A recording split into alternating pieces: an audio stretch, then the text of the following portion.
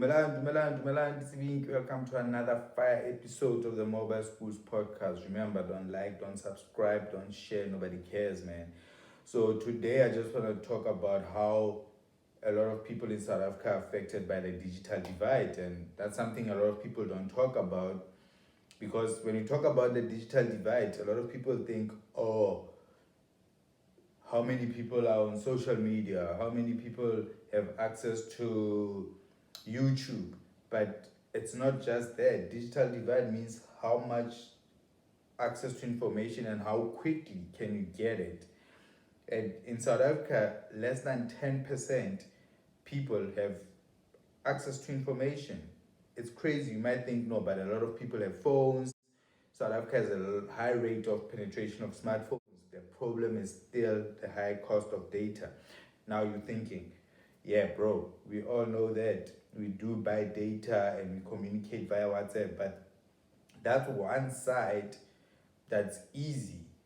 WhatsApp is simple communication one on one, but if you really want to study and do a course online, it's going to be pretty difficult for you to do that if you do not have access to reliable internet, which brings me to my point. This is not an ad. Check out Internet Connection in Our Lifetime, which is a project that has been pushed very hard.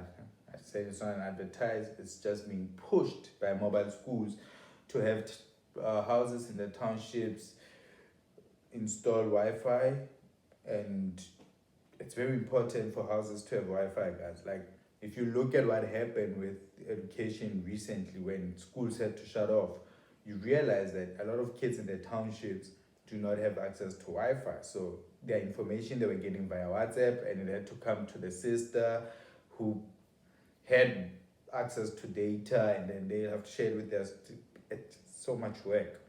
And now that things are opening up, it has been it's like research. There was some research done, and it was announced that South Africa is one of those countries where people wake up earlier than everywhere else in the world. We can talk about spatial, what's the thing? We can talk about the Group Areas Act. That all had to do with space. Like, okay, black people will stay here, Indians will stay here, colours will stay here, white people will stay here. All the best resources will be in white areas, and then we'll just put the little bit better ones in like Indians, colored areas, and black people will have to have a few and you'll have to share as the majority, which of course is gonna lead to that infrastructure being distracted, those resources being overused.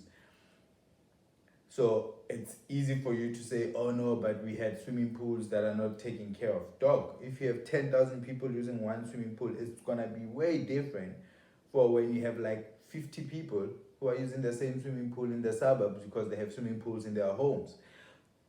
So the digital divide, going back to that, is that it's very important for us to focus on making sure that internet is affordable, but also doesn't have to be affordable. People need to just have jobs. Like, we think it's expensive because most of the people in South Africa don't have jobs, but paying like 800 to have access to reliable internet that cannot be throttled is way better than having like DSTV. We need to get our priorities straight. A lot of people have been cutting down on DSTV. And luckily, DSTV is smart enough and rich enough to realize, like, okay, we need to now get into providing Wi-Fi for homes. And they've been doing that. And for that, I'm very happy for them. Because the problem we have as black independent service providers when it comes to Wi-Fi is that black people do not trust anything black people say or promote. If you have a white company behind you, it's better. And if we have to hire a white person to come to the townships to be the one who tells you guys how important Wi-Fi is, that's what we're gonna do. Like this thing of like, oh, black people stick together, we've realized it doesn't work. It sounds good when you create it, but in reality, people don't push it. With that said, I just wanna say, remember, man, I'm not a podcaster. This is not like a podcast. No. I'm an independent TED talker. install Wi-Fi at your home. The digital divide is not only going to affect your children, it's going to affect you as well. We need to have access to this information. Of course, we need to also have ways to make sure that the information that we get is true or false. But give us information and we'll decide for ourselves if the information is true or false. Awela.